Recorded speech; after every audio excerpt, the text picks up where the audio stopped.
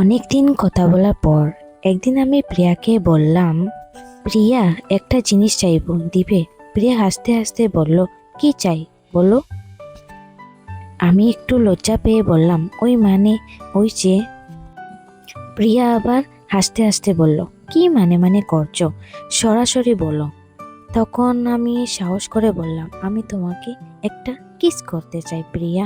প্রিয়া মিষ্টি এসে বলল, আচ্ছা ঠিক আছে, তোমাকে আমি কিস করাবো। ওই কথা শুনে আমার বুকে তড়ফড় করতে লাগলো, নিঃশ্বাসও যেন জোরে জোরে পড়ছিল। প্রিয়া জিজ্ঞেস করলো, কি হলো?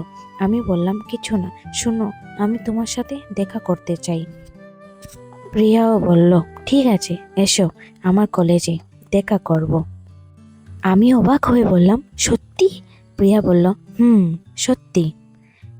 এরপর ওকে গুড নাইট বলে আমরা ঘুমিয়ে পড়লাম। প্রায় 3-4 দিন পরে অনেক এক্সাইটমেন্ট নিয়ে আমি রেডি হয়ে ওর কলেজের সামনে গিয়ে দাঁড়ালাম। ওই দিন ছিল আমাদের প্রথম দেখা। প্রিয়াকে প্রথম দেখেই আমি পুরো ফিদা হয়ে গেলাম।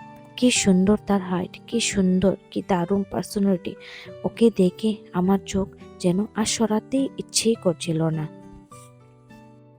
কিন্তু বন্ধুরা, প্রিয়ার সাথে প্রথম দেখার পর কি হলো জানতে হলে এই চ্যানেলটা সাবস্ক্রাইব করে পাশে থেকো। Thank you, bye by.